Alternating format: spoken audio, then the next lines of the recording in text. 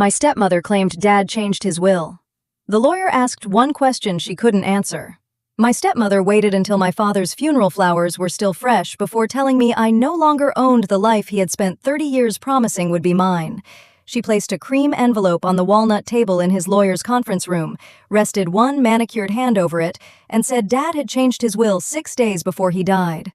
According to her, he had left her the house, the company, the investment accounts, and every object of value. I received a silver watch that had stopped working when I was 12. Then our family lawyer looked at her and asked one quiet question. What did Thomas call the Red Room? Denise opened her mouth, smiled, and gave the answer printed in the document. That was how I knew the will was a forgery. My name is Avery Cole, and the Red Room had never been read. It was a small library at the back of my father's house with dark green walls, oak shelves, and a window facing the river. When I was 6, I misheard reading room as Red Room, and Dad kept the name because it made me laugh. After my mother died, it became the place where he and I handled every conversation that hurt too much for the rest of the house. He called it the Red Room only when speaking to me. In business records, insurance schedules, renovation plans, and conversations with everyone else, it was the West Library. Denise knew the childhood nickname, but she did not know the answer to attorney Samuel Reed's question. Dad had created a private verification phrase after his stroke. The Red Room was called the Harbor. The supposed new will called it the Red Room 3 times. Denise answered, the library. Samuel did not accuse her immediately. He simply closed the folder she had brought and asked where the original was. Denise said the document in front of us was the original. Samuel turned it toward the window. The signature looked convincing, but the paper carried no indentation from a pen, and the notary seal was a printed image. Denise changed her explanation. She said Dad had signed electronically because his hand was weak. Samuel asked which platform had been used, who supervised the identity check, and why no audit certificate accompanied the file. Her attorney, a young man named Caleb Voss, interrupted and said those matters could be clarified later. Samuel replied that clarification was exactly why we were there. Across the table, my half-brother Logan stared at the page as if numbers might rise from it. He was 23, 11 years younger than me, and had spent his childhood protected from every unpleasant fact. Denise had brought him to the meeting in a navy suit that still held its store creases. The new will gave him a trust valued at $8 million, but Denise controlled it until he turned 40. He looked wealthy on paper and powerless in practice. When Samuel asked whether Logan had witnessed the signing, Denise answered for him. She said he had been away. He lowered his eyes. I had entered that room expecting grief, not a trial. Dad had died after complications from a second stroke. For 5 weeks, I had moved between the hospital, our manufacturing plant, and the house, sleeping in fragments and measuring time by medication rounds. Denise controlled the visitor list during his final days. She said stimulation raised his blood pressure and the doctors wanted him calm. I believed her because I wanted to believe someone was managing the parts I could not. She allowed me short visits, always with a nurse nearby, while she claimed the nights. At the funeral, people praised her devotion. 48 hours later, she produced a will no one else had seen. The old estate plan was not a secret. Dad owned 62% of Cole Precision, a specialty manufacturer started by my grandfather. I had worked there since college, first on the production floor, then in quality control, and finally as chief operating officer. Under the existing plan, his voting shares passed to a trust I would manage, while Denise received the River House for life, a generous income trust, and insurance worth $4 million. Logan received non-voting shares and an education trust. It was not equal, but it reflected our roles. Denise would never worry about money. Logan could build a life without being forced into the company.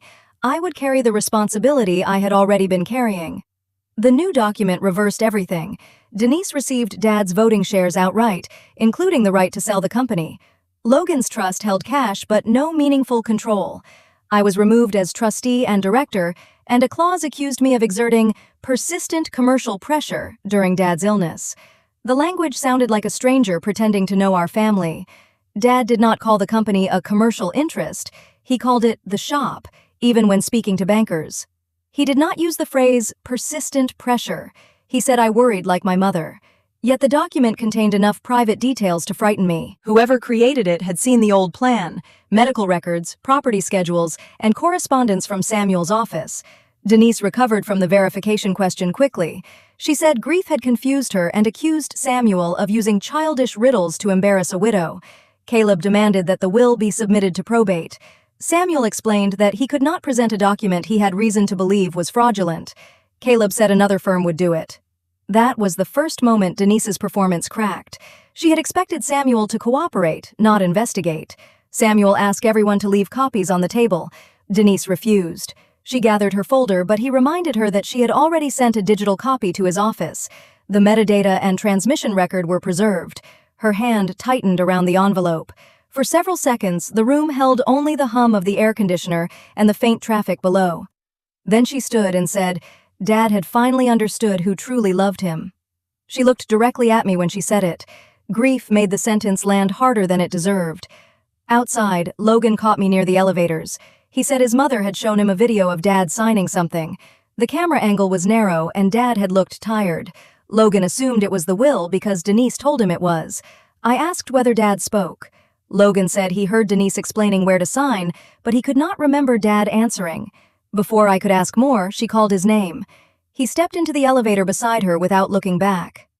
Samuel took me into a smaller office and explained the verification system. 2 years earlier, after Dad's first stroke, Denise had tried to obtain a broad power of attorney from a lawyer Samuel did not know. Dad discovered it before signing. He did not confront her publicly. Instead, he instructed Samuel that any future change to his estate plan required an in-person capacity assessment by an independent physician, 2 disinterested witnesses, a continuous video recording, and 3 private questions. Each answer was stored in a sealed memorandum. One was what he called the Red Room. The correct answer, the harbor, came from a sentence my mother once wrote in a letter. When the world became too loud, their little library was a harbor. The second question concerned a scar beneath Dad's left thumb. The third concerned the silver watch left to me in both wills. Samuel would not reveal those answers yet because they might be needed in court. He said Dad had never contacted him about a change. No physician had performed the required assessment. No proper recording or witness statements had been delivered.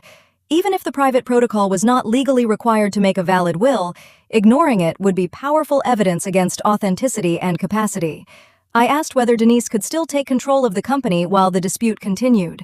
Samuel said she would try. Dad's shares remained in his estate until a personal representative was appointed. The old will nominated me. The new one nominated Denise. A probate judge could appoint a temporary administrator, and the company board had emergency provisions. He advised me to secure corporate systems, preserve records, and avoid private confrontations. The warning came too late. By the time I reached the plant, Denise was already in Dad's office. She had brought Caleb and 2 security guards from a private firm. She claimed that as sole beneficiary and future owner, she had authority to inspect company property. Our plant manager, Rosa Martinez, stood in the doorway with her arms crossed. Rosa had worked for Dad longer than Denise had known him. She told the guards their badges meant nothing inside a controlled facility and asked whether they wanted the police to explain trespass law. Denise held up a copy of the false will. Employees slowed as they passed the glass office. She announced that leadership changes were coming and that I had been removed from the family. It was calculated humiliation, but it produced the opposite effect. People at Cole Precision knew who approved payroll when Dad was hospitalized, who negotiated the contract that saved the second shift, and who stood beside them during the contamination recall. Denise knew names from holiday parties. She did not know which loading bay flooded during heavy rain. I asked IT to suspend Dad's credentials and preserve access logs. Denise said I was destroying estate property. I told her we were protecting regulated customer information. Cole Precision supplied components used in medical imaging equipment and aircraft systems. Access was governed by contracts and federal rules, not family announcements. Caleb advised her to leave. Before she did, she leaned close enough for only me to hear and said Dad had been planning to fire me. She said the will was merely the part I could see. That night, I returned to the river house with Samuel's advice echoing in my head. Denise had changed the alarm code. My key still opened the side door, but the panel sounded immediately. She appeared at the top of the stairs in Dad's robe and told me the house belonged to her. I had come for clothes and a hard drive Dad asked me to retrieve before his final hospitalization. She refused both. The alarm company called, and she identified me as an intruder. I waited outside for the police and showed them my license listing the house as my residence. I had moved into the guest suite during Dad's illness. The officers called the situation civil and required Denise to let me collect essentials. She followed us from room to room, filming. In Dad's study, every drawer had been emptied. The small fire safe was gone, so was his laptop. On the desk, dust outlined the rectangle where a framed photograph of my mother had stood. The hard drive was not there, but I noticed something Denise missed. Dad kept a mechanical pencil in the groove beside his keyboard. It was an old habit from the shop. The pencil lay on the floor near the bookcase, and one green thread was caught beneath its clip. The curtains were blue. The desk chair was brown. The only green fabric in the room belonged to the lining of the hidden panel behind the lower shelf. Dad had shown me the compartment when I was 14. It held my mother's letters, original stock certificates, and documents he did not trust to a safe anyone could carry away. I said nothing while the officers watched me pack. After Denise went downstairs, I knelt as though tying my shoe and pressed the wooden knot that released the panel. The compartment was empty except for a small brass key and an envelope addressed to Samuel. I slipped both into my coat. At Samuel's office, the envelope revealed why Dad had asked me to retrieve the drive. The note was dated 3 months before his death. He wrote that Denise had become increasingly interested in selling Coal Precision to North Star Consolidated, a private equity group known for closing domestic plants. Dad had refused. He suspected she was sharing confidential information with someone at the company and asked Samuel to prepare updated protections. The brass key opened a bank deposit box held in the name of the old voting trust. We obtained a court order to access the box because the trustee, Dad, was dead, and I was the named successor under the uncontested older documents. Inside sat the hard drive, sealed medical directives, the original stock ledger, and a second letter. Dad explained that after the first power of attorney incident, he stopped keeping critical evidence at home. He had copied emails from Denise's tablet showing regular contact with Marcus Vale, North Star's acquisition director. Marcus promised her a personal consulting agreement worth $3 million if she could deliver Dad's shares and keep the sale quiet until the board could not resist. The letters did not prove the new will was forged, but they established motive. More importantly, the drive contained audio journals Dad recorded after speech therapy. His doctor encouraged him to speak for 10 minutes each evening. Dad hated emotional diaries, so he discussed business, weather, and whatever bothered him. In an entry made 11 days before he died, his voice was slow but unmistakable. He said Denise had again asked him to change the will and sell the shop. He refused both. He said Avery had earned control and Logan deserved the freedom to choose. 3 days later, another recording captured an argument. Denise's voice entered from the hallway. She accused Dad of letting me turn him against his son. Dad answered that I had never asked him to reduce Logan's inheritance. Denise said voting shares were the only inheritance that mattered. The recording ended with a thud and Dad calling for his nurse. Hospital records showed his blood pressure spiked that evening. Samuel petitioned the probate court to preserve the estate, appoint a neutral, temporary administrator, and prevent transfer of company shares. Denise filed the new will through another firm before dawn the following day. Her petition included sworn statements from 2 witnesses, her personal assistant, Brooke Ellis, and a home health aide named Nora Bell. Both claimed they watched Dad sign voluntarily in the West Library on a Tuesday afternoon. There was an immediate problem. Dad had been at St. Catherine's Hospital that entire Tuesday. Denise amended the date, calling it a clerical mistake. The revised date placed the signing on Sunday evening, 6 days before his death. That created a second problem. Nora Bell was not scheduled at the house that weekend. Denise produced a handwritten shift sheet. The care agency produced GPS check-ins and payroll records showing Nora working across town. Nora contacted Samuel before we contacted her. She was terrified. Denise had offered her $20,000 to sign a witness statement, saying it only confirmed a routine document Dad approved. Nora accepted $5,000 in cash, but had not been present and had never seen Dad sign. When Caleb later asked her to notarize an affidavit, she understood the danger. She preserved their text messages and returned the unspent cash through her attorney. Brooke remained loyal to Denise. She said Nora was lying and insisted the signing happened. In deposition, Samuel asked Brooke to describe the room. She mentioned red walls, a leather sofa, and a portrait above the fireplace. The West Library had green walls, 2 wooden chairs, and no fireplace. Her description matched a staged room in a heritage hotel 20 miles away. The hotel's booking records showed Denise rented that room for 4 hours on the revised signing date. Security footage from the hotel lobby captured Denise, Brooke, Caleb, and a man wearing a cap entering with lighting equipment.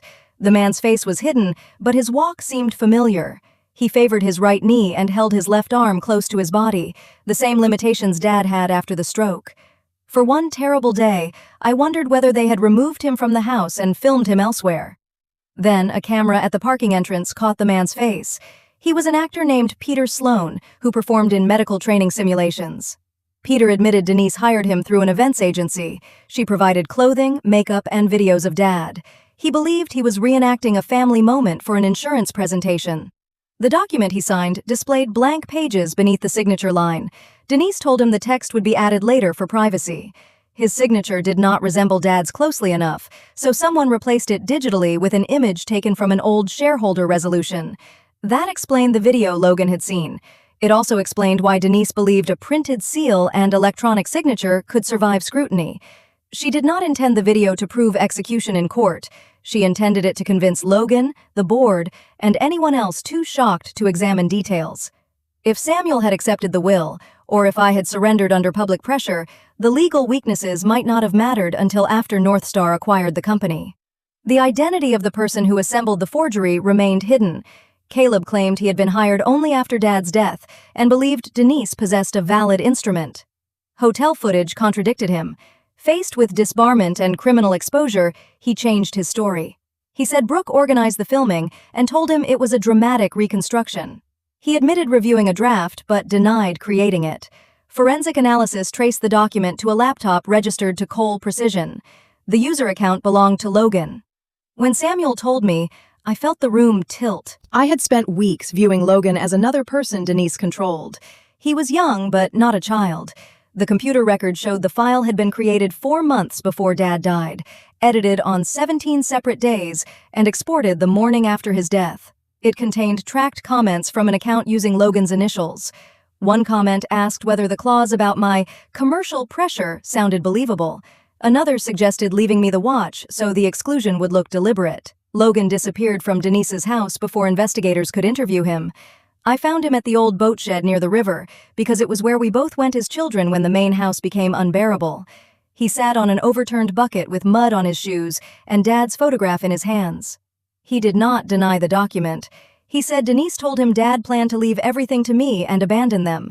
She showed him emails in which Dad criticized his spending and questioned whether he should work at the company. Logan felt ashamed and angry. His mother proposed creating a negotiating draft to frighten Dad into a fairer division. She said no one would use it unless Dad became too sick to communicate. Logan copied language from the old will, edited property schedules, and scanned corporate files using credentials Dad had once given him for a summer internship. After the second stroke, Denise said Dad verbally approved the new plan, but could not complete formalities. Logan wanted to believe her. He helped stage the video, though he claimed he did not know Peter's signature would be attached to the will. On the morning Dad died, Denise ordered him to export the final version and delete earlier files. He obeyed. Then she promised him $8 million while giving herself control of it. I asked why he had not come forward at Samuel's first question. Logan said he was afraid of his mother and afraid of losing the money. The honesty was ugly, but it was honesty. He handed me his phone. It contained voice messages, drafts, and photographs of the staging. Denise had instructed him never to use the phrase West Library because Red Room sounds like something Thomas would say. She had built authenticity from a nickname without understanding the private test attached to it. I told Logan to call a criminal attorney and surrender the devices. He asked whether I could forgive him. I said forgiveness was not a door I could open while he was still standing on the truth. First, he had to tell all of it, even the parts that made him look cruel. He cried. I did not comfort him. Love without consequences was the language Denise had used to control him. Logan cooperated the next morning. His evidence led investigators to accounts Denise opened months earlier, payments to Peter, cash withdrawn for Nora, and a draft consulting contract from North Star. Marcus Vale insisted North Star knew nothing about a false will, but messages showed he had asked Denise whether the succession obstacle would be resolved before their quarterly investment meeting. North Star placed him on leave and withdrew its interest in Cole Precision. The probate hearing drew reporters because the company employed 600 people. Denise entered court in black, holding a handkerchief and presenting herself as a widow persecuted by a resentful stepdaughter. Her new lawyers abandoned the theatrical certainty of the first meeting. They argued that Dad intended to revise his estate plan even if the submitted instrument contained execution defects. They offered notes from Denise describing his supposed wishes. Samuel called Dad's neurologist, speech therapist, nurse, and financial advisor. Each testified that Dad understood his assets and consistently rejected a sale. His speech was impaired, but his decisions were clear. The audio journals played in court. Hearing his voice after weeks of silence broke something in me. He spoke about the shop, Logan, and me, without knowing a judge would one day listen. There was no performance in it, only a tired man trying to leave a record before illness erased his ability to defend himself. Then Samuel questioned Denise. He began with dates, rooms, witnesses, and payments. She denied knowing Peter was an actor. She blamed Brooke for the hotel. She blamed Caleb for the document format and Logan for the computer. Each answer reduced her from mastermind to innocent bystander, yet all the innocent bystanders somehow followed her instructions and received her money. Finally, Samuel returned to the question from the conference room. He asked what Thomas called the Red Room. Denise said the library. He asked whether she had heard the phrase, the harbor. She said no. Samuel produced Dad's sealed verification memorandum and my mother's letter. He explained that Dad required the answer before discussing any estate change. If Denise had truly accompanied him through a deliberate revision, she would have heard the question or seen its acknowledgement. Instead, her forged document repeated the nickname like decoration, while missing the only meaning that mattered. Her lawyer objected that a private password was not a legal requirement for a will. Samuel agreed.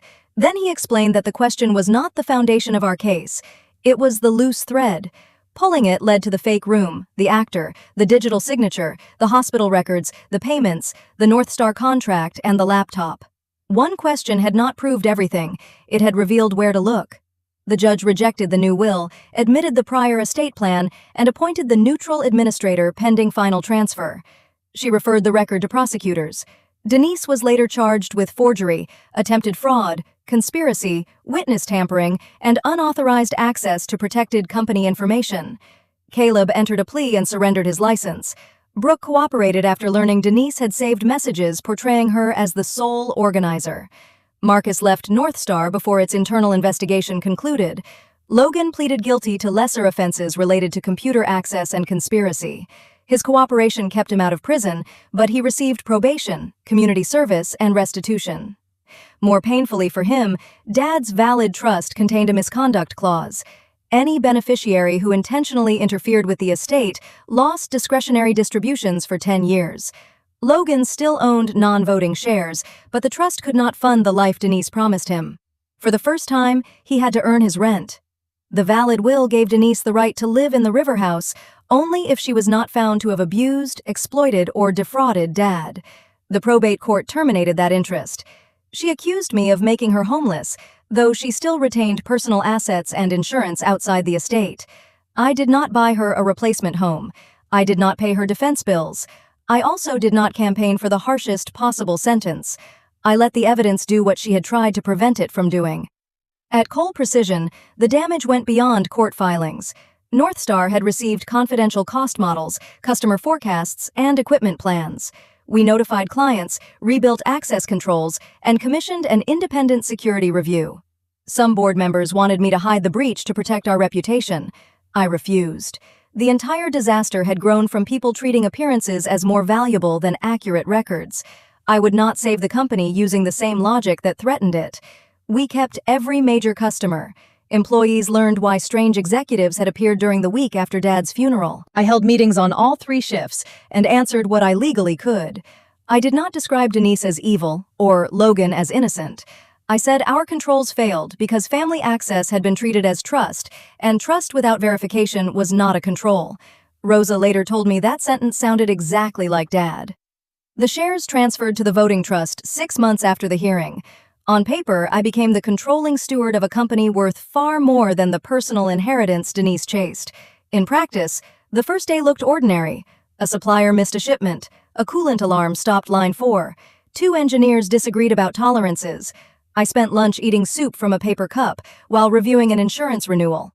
Ownership was not the triumphant scene Denise imagined. It was responsibility arriving every morning, whether grief had slept or not. I moved out of the river house before deciding what to do with it. The rooms had become evidence lockers in my mind. Dad's robe was gone, his study had been searched, and every corner carried an argument. Logan asked whether the house could be sold. He wanted a clean ending. I did not. The life interest clause ended with Denise, leaving the property to me. My mother had inherited the land from her parents, and Dad always said he was protecting it for me. I restored the West Library first. The hidden panel remained. I replaced the missing photograph, repaired the shelf, and framed my mother's letter beside the window. I did not repaint the walls red. They stayed green. Logan visited after completing his first year of probation. He had found work at a warehouse unrelated to Coal Precision. At first, he complained that employers judged him for a crime his mother designed. Over time, he stopped saying that. He began attending financial counseling, paid restitution from his wages, and learned that being manipulated did not erase the harm he chose to cause. Accountability changed him more slowly and more honestly than rescue ever had. We sat in the library without speaking for several minutes. He asked why the correct answer was the harbor. I gave him our mother's letter. He read the sentence twice. Then he asked whether Dad had created private answers because he already knew Denise might betray him. I said Dad knew fear could make people do terrible things, including people he loved. The protocol was not proof that he stopped loving Denise or Logan. It was proof that love did not require him to surrender judgment. Logan told me he had resented me his entire life because I seemed to receive Dad's respect without asking. I told him I had asked for it every day through work, arguments, failures, and returning after I was wrong. Dad did not expect Logan to become me. He expected him to become responsible for himself. Denise had translated that expectation into rejection because dependency kept Logan close. He apologized without asking me to forgive him. That was the first apology I believed. I told him a relationship might become possible, but it would be built from repeated choices, not one emotional afternoon. He nodded. Before leaving, he placed the silver watch on the table. Denise had taken it from Dad's safe and given it to Logan as a prop for the staged signing. He kept it hidden after the investigation. The watch had stopped at 2:17 when I dropped it on the kitchen floor as a child. Dad tried to repair it, but a replacement mechanism would have erased the tiny engraving my mother ordered. For every hour, I cannot hold your hand. The false will left me that watch because Denise considered it worthless. The valid will left it to me for the same reason Dad kept it. Value was not always the thing another person could price. I had the mechanism repaired without replacing the engraved case. When it began ticking again, the sound was softer than I remembered. Denise eventually accepted a plea that included prison time. Before sentencing, she sent me a 14-page letter. It described her fear after Dad's first stroke, her belief that I would push her and Logan out, and the years she spent feeling like a visitor in a family shaped by my dead mother. Some of it may have been true. None of it made the forgery accidental. Understanding a wound does not require handing it permission to wound everyone else. She ended by asking me to tell the court she acted out of love. I did not. I submitted a statement about the cost to Dad's dignity, Logan's future, our employees, and my ability to grieve. I wrote that she had converted a dying man's weakness into an opportunity and then demanded sympathy because the opportunity failed. I also wrote that punishment belonged to the court, not to me. The sentencing hearing exposed one final layer I had not expected. Prosecutors presented evidence that Denise's plan had begun before Dad's first stroke, not after it. 5 years earlier, she had created a private company called River Vale Advisory, with Marcus as an undisclosed partner. The company had no employees and no legitimate clients. Northstar transferred monthly research retainers into its account whenever Coal Precision renewed a major customer contract. Denise had been selling fragments of our commercial information for years, careful to share nothing dramatic enough to trigger an obvious breach. The forged will was not a desperate decision made beside a hospital bed. It was the final stage of a patient betrayal. One transfer corresponded to a bid we lost for a military imaging program. At the time, Dad blamed our price and made painful investments to improve efficiency. We cut executive bonuses, delayed equipment upgrades, and asked employees to work weekends. Northstar's portfolio company won by less than 1%. The documents showed they knew our cost floor before submitting their price. Denise had watched Dad carry the loss as a personal failure while she spent the payment on renovations to the river house. That discovery made my anger feel new again. I had learned to contain fury about the will because the legal process gave it boundaries. This was different. I remembered Rosa explaining reduced hours to machinists with children. I remembered Dad sitting alone at the kitchen table, revising spreadsheets until dawn, asking what he had missed. Denise had passed through the room each morning with coffee and kissed his forehead. The intimacy of the deception hurt more than its size. Our board considered suing North Star. The strongest evidence involved Marcus, and the corporation claimed he acted outside his authority. Litigation could take years and expose more customer information. Some directors preferred a confidential settlement. I argued that confidentiality would repeat the pattern that allowed the wrongdoing to grow. We negotiated restitution, reimbursement for forensic costs, and a public acknowledgement that Cole Precision's confidential information had been improperly obtained. North Star did not admit corporate intent, but it funded an industry cybersecurity program for mid-size suppliers and agreed to independent compliance monitoring. The money did not restore the lost contract or return weekends to employees. We used most of it for profit-sharing payments calculated according to hours worked during the affected period. Several former employees had moved or retired, so a small team traced them. One check went to the widow of a machinist who had died the previous year. She called to ask whether it was a mistake. When I explained, she cried and said her husband always believed the company would remember who carried it through that winter. Dad would have liked that. Denise would have considered it poor strategy because the employees had no legal claim. That difference helped me understand why he entrusted control to me. It was not because I never made mistakes or because blood made me more deserving. It was because stewardship meant recognizing debts too human for a balance sheet. The board investigation also examined my actions. I had used trust credentials to access the deposit box, directed security changes during a disputed succession, and remained involved while grieving. Even though Samuel and outside counsel approved each step, I insisted the review include me. If family status had weakened controls for Denise and Logan, it could not become a shield for Avery. The report identified 2 decisions I should have documented more clearly and recommended that emergency authority belong to a committee rather than one executive. I accepted every recommendation. We separated family ownership from operational access, removed dormant credentials, and required dual approval for exports of sensitive data. Board members completed the same training as interns. I surrendered my master system privileges. Authority felt safer after it stopped depending on whether people believed I was good. Logan asked to participate in the employee cybersecurity sessions as part of his community service. Our lawyers warned that his presence could upset people. Rosa proposed letting employees decide. The first group voted no, and he accepted it. The second allowed him to speak for 10 minutes about social engineering inside families. He described how Denise turned familiarity into permission, a password borrowed for one summer, a laptop left unlocked, a request framed as loyalty, a document called a draft until the moment it became evidence. He did not ask the audience to see him as a victim. He explained exactly where he could have stopped. He could have called Dad. He could have contacted Samuel. He could have refused to copy files. He could have walked out of the hotel. He could have answered honestly in the conference room. The number of exits startled him only after every door had closed. An apprentice asked why he kept going. Logan said each choice made the previous choice more expensive to admit.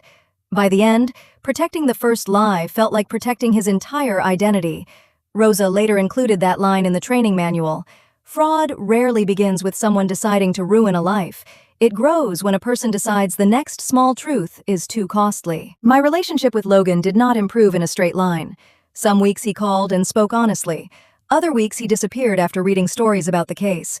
He resented that I controlled the trust and sometimes accused me of enjoying the power. The valid document did not give me discretion over his 10-year suspension, but grief did not make him precise. I learned not to defend myself against every accusation.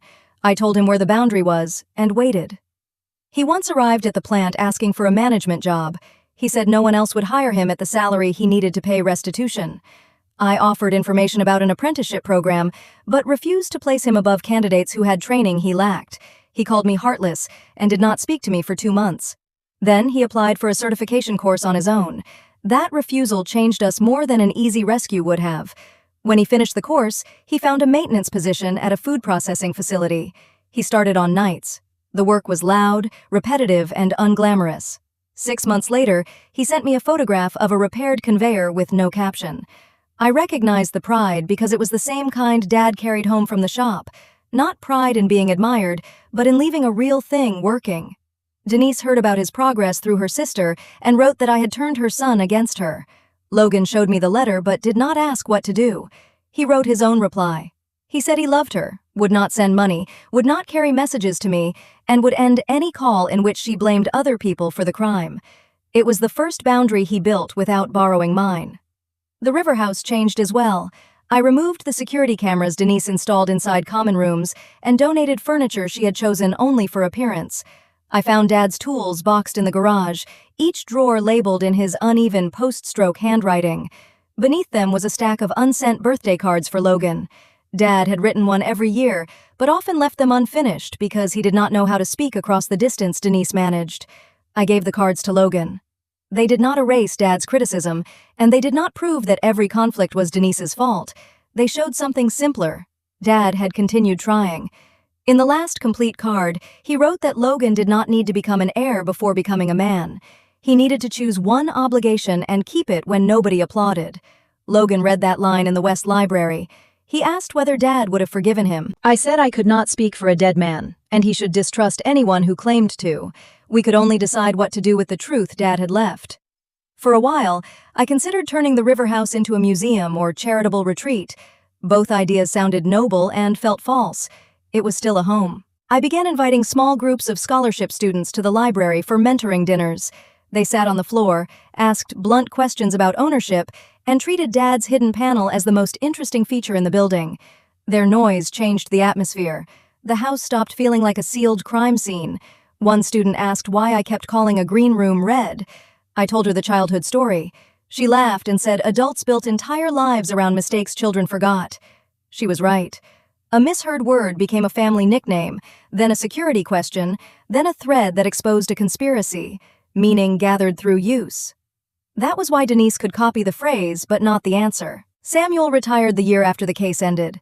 At his farewell dinner, he gave me the sealed card containing the 3 verification questions released by court order after the estate closed. The second answer was that Dad's scar came from trying to repair my bicycle chain without removing his wedding ring. The third answer was that the watch stopped at 2:17, but never stopped being mine. I asked Samuel how certain he had been when he questioned Denise. He said certainty came later. In the conference room, he only knew she answered too quickly. Someone who had truly completed Dad's protocol would have paused because the harbor sounded unrelated to the room. Denise chose the obvious answer printed in her script.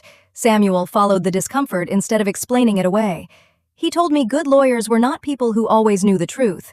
They were people who noticed when a fact did not fit and protected enough evidence for the truth to be tested. Dad had not designed an ingenious trap. He had designed a reason to slow down. 2 years after Dad died, we opened a worker training center beside the second plant. It carried his name, but the lobby displayed photographs of machinists, inspectors, maintenance crews, and apprentices rather than a bronze portrait of one founder. Dad believed companies survived when knowledge moved forward. We funded scholarships for employees' children, including programs outside manufacturing. No child had to inherit a parent's job to prove love. At the opening, Logan stood near the back. He did not ask to be introduced as family. Rosa recognized him and handed him a visitor badge like everyone else. He stayed for the entire safety briefing. That small act moved me more than any speech. After the guests left, I returned to the River House and sat in the library as evening turned the window black. The room was quiet enough to hear the repaired watch. I thought about the first meeting, the cream envelope, and Denise's confident smile. For months, people described Samuel's question as a clever trap. Reporters liked the idea that one perfect sentence destroyed a fraud. The truth was less magical and more useful. The question worked because Dad had prepared for a moment when he might not be able to protect his own voice. Samuel noticed the wrong answer because he respected instructions other people dismissed as eccentric.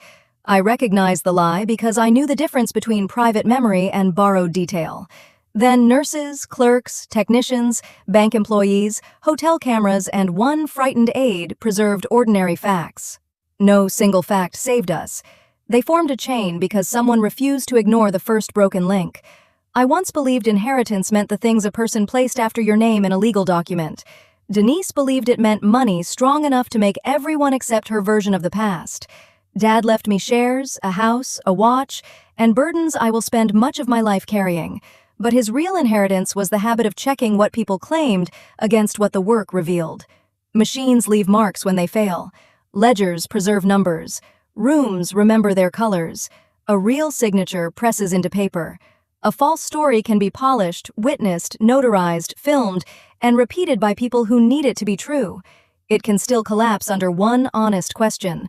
The red room was never red. The will was never Dad's.